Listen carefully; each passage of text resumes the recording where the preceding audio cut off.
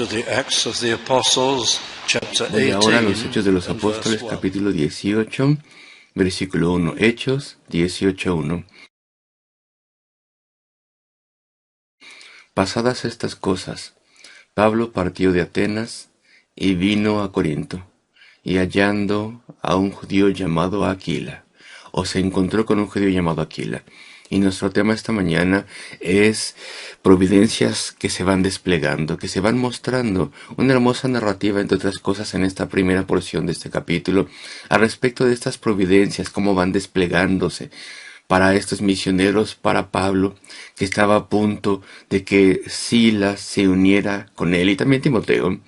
Y primero que nada quiero darles el encabezado de el fundamento de la fidelidad, porque estas providencias vinieron al apóstol Pablo, como vienen a todo cristiano, en su servicio fiel al Señor.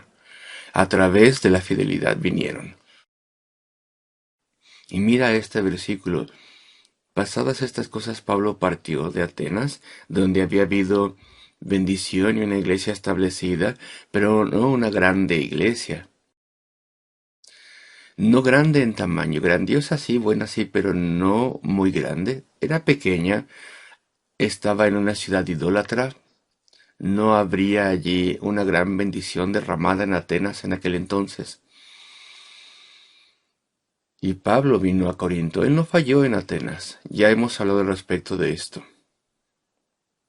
Es importante que lo notemos porque unas personas, de hecho muchas personas lamentablemente hoy en día, tienen la teoría de que Pablo falló en Atenas y por tanto abandonó su método de simplemente predicar el Evangelio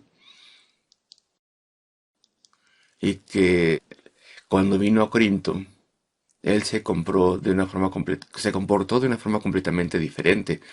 Y la idea es que hubo menos predicación y hubo más milagros, etcétera. Eso no es el caso. El hecho es que Pablo fue completamente fiel a su método y la predicación fue la base de su obra en Corinto, así como lo había sido en Atenas.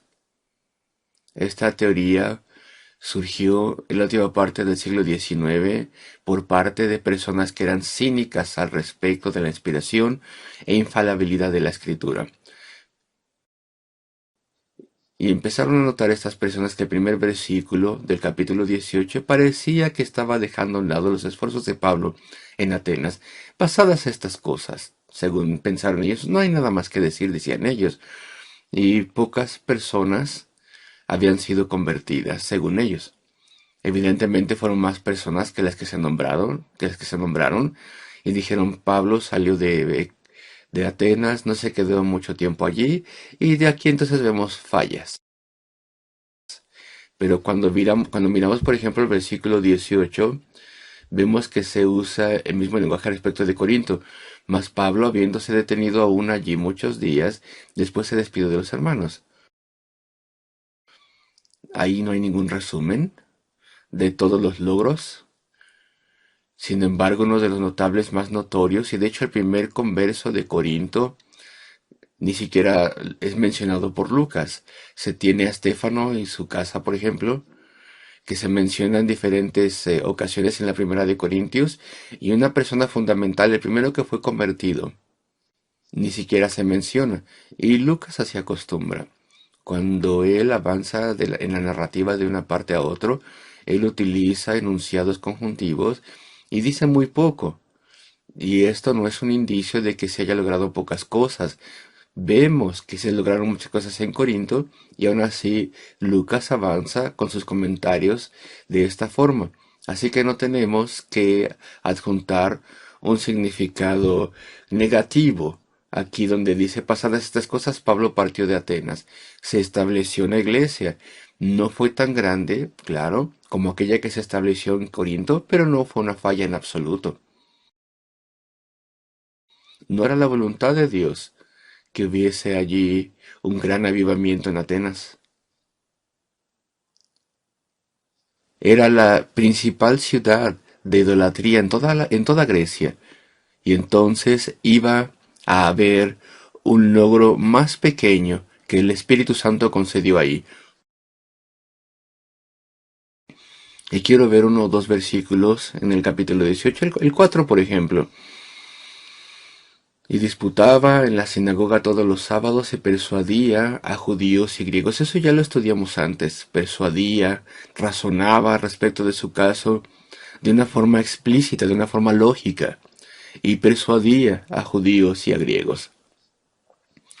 Muy importantes palabras, lo cual indica que él estaba expostulando, explicando, razonando bastante, probándoles que Jesucristo era el Cristo, que Jesús era el Cristo, y alentándoles a que vinieran a la salvación. Mismas palabras, mismo método, misma persuasión, perdón, misma predicación persuasiva que podemos ver en otras partes. Así como predicaba en Atenas, así también predicó en Corinto. Y aquí tenemos a Corinto, versículo 1, y vino a Corinto, la cual era la capital de aquel entonces de la provincia romana de Acaya. Y después Atenas cambió de estatus a la capital, pero así como Atenas era la capital cultural, así Corinto era la capital comercial y también legal. Y vino a Corinto. Un gran lugar para mercadeo, estaba sentada en rutas de mercadeo con dos puertos y también se tenía rutas terrestres de mercadeo, de modo que era una ciudad muy rica, era una ciudad como cosmopolita, toda nacionalidad se encontraba allí, debido a que era una ciudad rica, también había mucha pobreza, había mucha gente muy rica, claro, muchos griegos y romanos ricos y bueno, entonces también había muchos esclavos. Y la mayoría de los que conformaban la iglesia en Corinto parece ser, a medida que leemos estas cosas en Hechos y las epístolas a los Corintios, parece que la mayoría de las personas en la iglesia entonces eran esclavos y vinieron a Corinto. Y nosotros podríamos ser descritos como la iglesia como la de Corinto, porque eran notorias las iglesias por la arquitectura griega. La interpretación corintia de los pilares fue lo más desarrollado en aquel entonces, y así es lo que tenemos aquí en el Tabernáculo Metropolitano de Londres. Las columnas corintias, aquí en el Tabernáculo Metropolitano de Londres, están allí afuera, porque cuando vino Spurgeon y otros aquí en Londres y se construyó el tabernáculo, querían tener un frente griego, porque el griego es el lenguaje del Nuevo Testamento y de la iglesia primitiva. De modo que querían arquitectura griega en el frente del Tabernáculo Metropolitano de Londres. De modo que podemos decir que el frente del tabernáculo es un frente corintio. Sin embargo, en aquel entonces, Corinto era una ciudad perversa. Era notoria por su inmoralidad en aquel mundo antiguo. Había prostitución en ese lugar que se incorporó a su adoración del templo y su idolatría. Era una ciudad perversa hablando de forma moral. Y si Atenas sería difícil debido a que se pensaban intelectuales y su idolatría y la gran fascinación que se tenía en la filosofía griega y debido a que las personas necesitaban estar unidas a estas cosas. Y si era difícil Atenas, cuánto más difícil fue Corinto, que era un lugar tan inmoral, tan horrible en ese sentido. Pues iba a ser muy difícil. Y a pesar de esto, a través del poder del Espíritu, iba a haber gran bendición aquí. Y entonces quiero hablar por un momento al respecto de la fidelidad de Dios. Fue completamente fiel a su cargo, a su deber, completamente fiel a lo que Dios le dio por hacer. Vamos un momento a primera los Corintios, capítulo 2, primera los Corintios, capítulo 2, y podemos ver a Pablo en los primeros 6 versículos, y vemos la narrativa de las cosas. y cómo él predicaba. Así que, hermanos, cuando fui a vosotros, no fui con altivez de palabra o de sabiduría a anunciaros el testimonio de Cristo. No quiere decir que él no creía en una predicación persuasiva, más bien lo opuesto. Esto significa que él no adoptó ahí en en Corinto, ninguna filosofía griega para poder atraer la atención de las personas ahí. Él predicó el evangelio. Era un razonamiento del Evangelio, versículo 2. Eso es lo que él dice, porque no me propuse saber algo entre vosotros, sino a Jesucristo y a este crucificado. Toda su predicación fue para persuadirles, en el caso de los judíos, persuadirles de que Jesucristo era el Cristo prometido durante siglos, y en el caso de los griegos, los gentiles, persuadirles de que había un Dios y que era santo y que estamos separados de Dios y que necesitamos un mediador para reconciliarnos para con Él. Y Cristo era el mediador, quien era Dios, quien vino a sufrir y morir por pecadores. Versículo 3, y dice, y estuve yo con vosotros con flaqueza y mucho temor y temblor, con debilidad. Parece que tenía gran temor en Pablo. Tenía gran temor. Cuando fue a Corinto, gran ansiedad. Recordemos que ya había sufrido gran persecución de camino. A través de la primera y la segunda misión, hubo tribulaciones, golpizas, privaciones, sufrió la hostilidad de los judíos y los gentiles también. Entonces, parece que había un temor creciente al respecto de las personas y a pesar de esto fue fiel. Y estuve yo con vosotros con flaqueza y mucho temor y temblor. Estoy leyendo la Biblia Reina Valera Antigua, versículo 4. Y ni mi palabra y ni mi predicación fue con palabras persuasivas de humana sabiduría, ninguna enseñanza griega o filosofía humana, más con demostración del Espíritu y de poder. ¡Cuánta necedad! Cuando algunos carismáticos dicen, ahí tienes, él no predicó, sino que obró milagros. Ese es el método que utilizó, y este es el método que necesitamos hoy en día. Y estos carismáticos no leen bien el pasaje. Mira el versículo 4. Y ni mi palabra ni mi predicación fue con esta forma, sino en la demostración del Espíritu y poder. La demostración del Espíritu y el poder no tiene que ver con milagros. Aquí no se menciona ningún milagro. Se relaciona a lo que dice al principio del enunciado. Mi palabra y mi predicación fue en la demostración del Espíritu y del poder. Palabra y predicación. Si tan solo estos carismáticos leyeran esto, no tendrían tantos errores. Pablo está hablando de forma bien específica respecto de su estilo de predicación. Mírenlo, aquí está.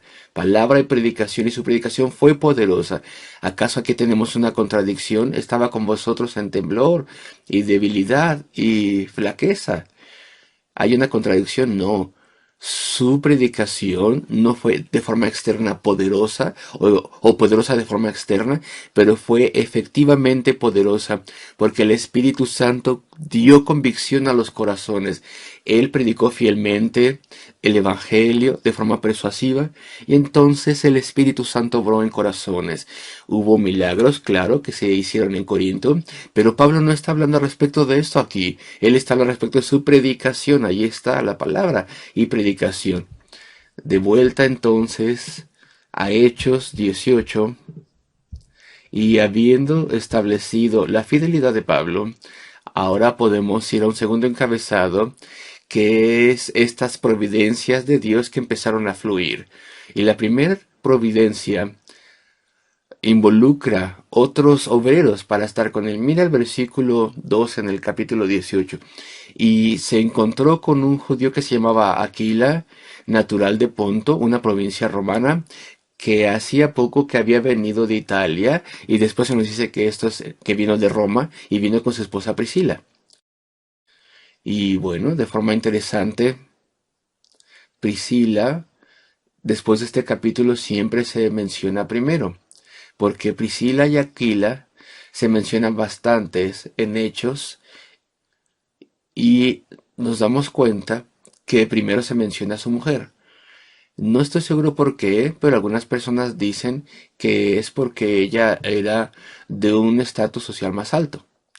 Yo no creo que Pablo hubiera tomado esto en cuenta. Otras personas dicen que es porque ella era más prominente. Ella nunca fue predicadora ni Aquilas tampoco, pero eran obreros cristianos. Y entonces parece que ambos estaban completamente dedicados al Señor. Sin embargo, Priscila estaba haciendo cosas que se hizo que fuera más prominente. Y tal vez esta es la razón por la cual se menciona primero más adelante. Pero ellos no fueron salvos a través de Pablo. Ellos habían sido sacados de Roma cuando Claudio expulsó a todos los romanos, a todos los judíos de Roma, perdón. Entonces llegaron a Corinto y allí estaban haciendo sus tiendas de campaña de piel y pelo de cabra, probablemente, porque ellos hacían sus casas de campaña, se establecieron en un negocio allí en Corinto y estuvieron trabajando allí. Y qué cosa tan notable que Pablo les encontrase a ellos. No se nos da ningún indicio de cómo fue esto, pero probablemente él estaba buscando, antes de que llegasen Silas y Timoteo, no había apoyo para él ni dinero, entonces el apóstol estaba trabajando con sus propias manos, como lo hacía en muchos lugares. Siempre era lo que él primero hacía, y en algunos lugares nunca hizo nada más. Siempre trabajó con sus manos y también predicó. Entonces Pablo llegó a ser su empleado. El apóstol Pablo lo ponemos en un pedestal, y sí tendríamos que hacerlo. Todo lo que él logró, todos los sufrimientos que él sobrellevó, todas las magníficas epístolas que fueron dadas a través de la inspiración de Dios a través de él, y lo ponemos en un pedestal, y él tenía a su cuidado las iglesias y oraba sin cesar por todas ellas, y enviaba mensajeros y organizaba a los obreros cristianos en aquel entonces. Y aún así, él tiene contentamiento de ser un empleado que creaba tiendas de campaña. Qué hermoso personaje el apóstol Pablo, qué hermosa y grande humildad junto con su gran importancia e instrumentalidad en la iglesia. Pero quiero enfocarme en la providencia. Él no tenía ni idea cuando fue a Corinto que había un hogar preparado para él y también trabajo preparado para él, hasta que Timoteo y Silas llegaron a apoyarle. Él no tenía ni idea que habría allí comunión con otros creyentes, habría gente allí que habían sido convertidas en la iglesia de Roma. No voy a mencionar la evidencia de esto ahora porque ya estoy yendo bastante lento. Pero estas son provisiones maravillosas, y así es con todo servicio al Señor. Dios no nos da demasiado. Mira lo que él hace por el apóstol. ¿Un hogar? ¿Un trabajo? ¿Compañerismo en Cristo? Sí, pero todavía tenía que trabajar. Y también era un pionero, y también era evangelista, era misionero, pero Dios no le da demasiado. No nos arruina, no nos malconsiente. Yo no estoy hablando como los maestros herejes de la prosperidad. Oh, sé fiel al Señor y las providencias van a descender del cielo y vas a tener muchas cosas y vas a tener el tipo de casa y departamento, piso y circunstancias que tú amas y mucho más aparte de lo que tú quieres. No, no estamos diciendo nada de esto, pero tendrás todo lo que necesitas si eres fiel al Señor. Él sabe cómo mantenerte humilde y cómo proveer para su pueblo todo lo que es necesario cuando somos fieles. Y vemos cómo esto está siendo mostrado. Cuando Pablo llegó a Corinto, no sabía que estas provisiones estarían allí, todas juntas, de modo que encontró a Aquila y Priscila. Y versículo 3, y porque era de su oficio, posó con ellos y trabajaba, porque el oficio de ellos era tiendas. Y eso era algo maravilloso que Dios había establecido en tiempos antiguos para los judíos. Los padres pasaban su oficio o su pequeño negocio a sus hijos. Y a pesar de que tal vez algunos hijos llegaban a tener una gran educación y se hacían intelectuales y maestros y todo eso, aún así tenían un oficio por si acaso y tenían la práctica para hacer este oficio por si acaso. Y el apóstol Pablo, a pesar de que era un gran intelectual entrenado en la ley judía, etcétera, a él se le enseñó cómo hacer tiendas de campaña.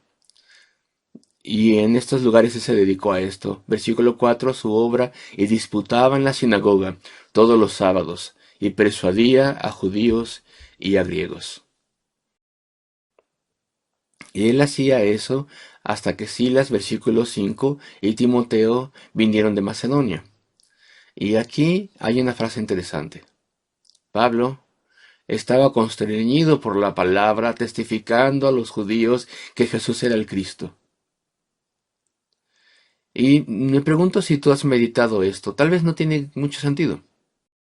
Si has meditado esto y lo leíste de forma superficial, Pablo ya estaba testificando a los judíos. Y esto no implica que hasta que llegaron Silas y Timoteo, él había dejado a un lado la predicación de Cristo. Eso no tiene sentido, es imposible. No significa esto. Y cuando Silas y Timoteo vinieron de Macedonia, Pablo estaba constreñido por la palabra. Él estaba constreñido en el espíritu desde el principio. Y él, a pesar de que tenía temor, testificaba a los judíos que Jesús era el Cristo. Y hay un pequeño problema en la frase en inglés, pero en español no se ve tanto. Pero el sentido es el siguiente. Estamos en el versículo 5. Y cuando Silas y Timoteo vinieron de Macedonia, Pablo ya, podemos decir, Pablo ya estaba constreñido por la palabra, testificando a los judíos que Jesús era el Cristo. Y si ponemos ese ya, en el griego tiene perfecto sentido. En el inglés parece ser que Pablo no despertó y se apresuró hasta que llegaron Silas y Timoteo, pero no es tanto así en el español.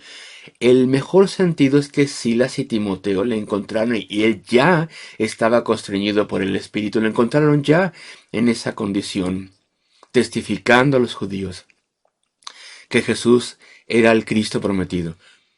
Ese es el mejor sentido que tenemos aquí. Pablo no cambió en su actitud en absoluto. ¿Y qué hay al respecto de nosotros? Si alguien se fue, por ejemplo, en tu familia, esposo, esposa, y vuelve a la casa de un viaje, de negocios o algo así, y cómo nos encuentran cuando estamos, nos encuentran como cuando se fueron con fervor por Cristo, viene un amigo que no te ha visto durante años, y te recuerda y se acuerda de ti como un creyente fervoroso de hace años, ¿cómo vas a encontrarte hoy en día? Y yo creo que esto es lo que dice aquí. Silas y Timoteo encontraron a Pablo constreñido por la palabra, testificando por Cristo, la misma persona, el mismo celo, el mismo entusiasmo, la misma preocupación por las personas. Siempre fue consistente con esa fidelidad a ese grado. Y versículo 6 leemos al respecto de los judíos. Mas contradiciendo y blasfemando ellos cuando se opusieron. Claro que se opusieron y contradijeron a Pablo. Pero la frase aquí indica que ahora todos estaban juntos. Los judíos en esa sinagoga en particular, con unas cuantas excepciones, se reunieron y dijeron, vamos a deshacernos de este predicador, este individuo. Su reputación le había seguido, que él obtenía conversos a Cristo en las sinagogas en todo lugar, y se opusieron, lo contradijeron, estaban juntos contradiciéndole, oponiéndose a ellos, se opusieron como si fueran un solo cuerpo en contra de él, y blasfemando ellos, es decir, que hablaban mal en contra de Pablo, tal vez también blasfemaron en contra de Dios, pero el sentido en el griego es que estaban hablando mal y atacando a Pablo, insultándole, oponiéndose a él. Entonces él sacudió sus vestidos. Eso era un gesto. Pablo no tiene aquí mal carácter, no. Pablo tampoco estaba sentido, molesto porque no le escuchaban, no estaba irritado. De modo que ahora los deja a un lado, no. Es un gesto, sacude sus vestidos. La idea es que te sacudes el polvo de la parte más baja de tu vestido, de tu ropa. De modo que el polvo queda como un testimonio en contra de ellos. Es como un gesto que dice, mira, el mismísimo polvo de este lugar testificará en contra de vosotros de que yo intenté persuadiros, yo razoné con vosotros, yo expostulé con vosotros y os advertí y os alenté, hice todo lo que pude para persuadiros a que vierais que Cristo es el Salvador y que le necesitáis para salvación. Pero no quisisteis escuchar y le rechazasteis. Y eso es lo que tenemos aquí. Y cuando le contradijeron, cuando se opusieron juntos en contra de él, pues evidentemente su tiempo se terminó, ya no les iba a enseñar más. De forma que de esta forma ceremonial sacudió sus vestidos, sus ropas, y dijo: vuestra sangre sea sobre vuestra cabeza, yo estoy limpio, desde ahora me iré a los gentiles.